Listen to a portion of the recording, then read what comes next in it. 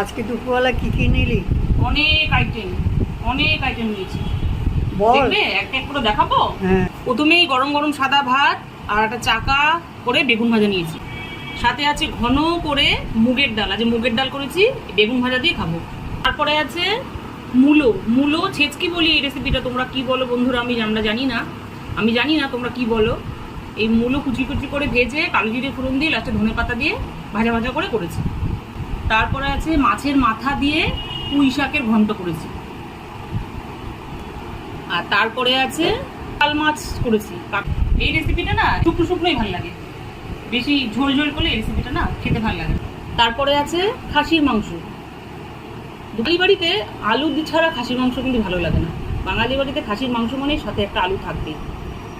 সব শেষে নিয়েছি চাটনি। এবার ডালের সাথে বেগুন ভাজা হলে দারুণ।